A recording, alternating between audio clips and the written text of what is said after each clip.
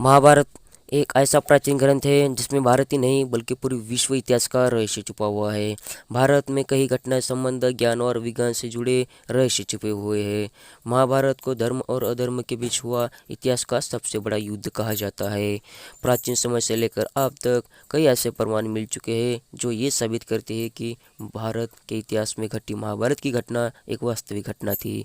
आइए जानते हैं ऐसे ही रोचक बातों को जो महाभारत की अस्तित्व को सच साबित करती है। महाभारत में आज के शेरों का उल्लेख। पूरे महाभारत में 35 से ज़्यादा शेरों का जिक्र किया गया है जो आज भी मौजूद है।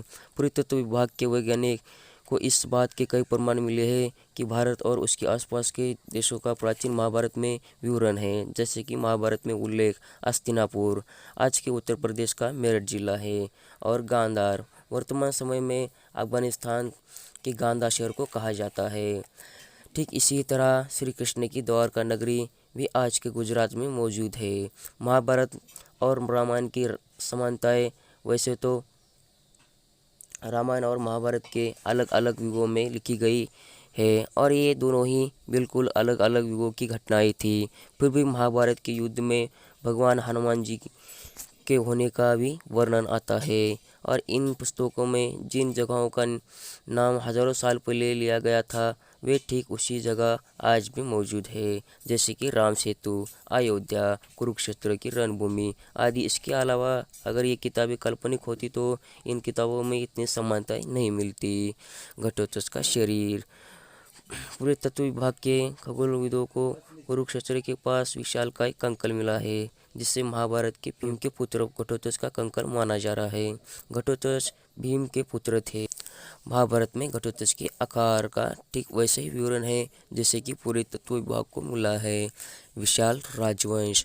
महाभारत कथा की शुरुआत राजा मनुष्य होती है और इस विशाल वंश के 50 से भी ज़्यादा राजाओं के बारे में महाभारत में जिक्र किया गया है। राजा पांडु और धृतराष्ट्र ही इस वंश से ताल्लुक़ रखते थे। आप ध्यान से सोचिए कि अगर महाभारत की काल्पनिक कथा होती तो उसके लेखक इतने बड़े वंश के बारे में लिखने की बजाय सिर्फ 10 या 15 राज्यों के बारे में ही लिखते और ये बिल्कुल ही संभव नहीं है कि किसी काल्पनिक घटना में 50 से भी ज़्यादा राजवंश के उल्लेख किया जा सके।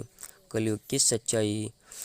ऐसा उल्लेख मिलता है कि भगवान श्री कृष्ण ने अर्जुन को गीता की का उद्देश्य महाभारत के 18 दिन चले युद्ध के दौरान ही दिया था जिसमें कलयुग यानी कि वर्तमान युग के बारे में ही पूर्ण रूप से चर्चा की गई थी। आज जो भी घटनाएं हो रही है वो पहले ही गीता में लिखी जा चुकी है। अगर आपको यकीन ना आए तो आप खुद ही गीता को पढ़कर अपने शब्द विश्वास में बदल सकते हो।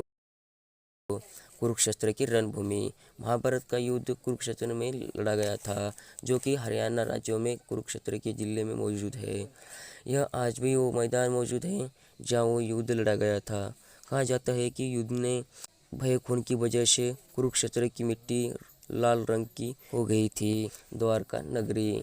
बचपन से यह सुनते आ रहे हैं भगवान श्री कृष्ण द्वारका नगरी के राजा थे और महाभारत के अनुसार यह शहर जलमग्न हुआ था और कुछ सालों पहले पूरे तत्व विभाग को गुजरात के तट पर समुद्र में डूबा एक शहर मिला था जिसकी उम्र महाभारत काल के जितनी ही पुरानी बताई जा रही है।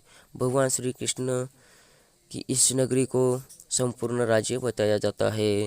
द्वार के बारे में प्राचीन लोक कथाओं में कहा जाता है कि समुद्र में द्वारका में रहने वाले लोगों को छोड़कर बाकी सारी नगरी को अपने अंदर समा लिया था।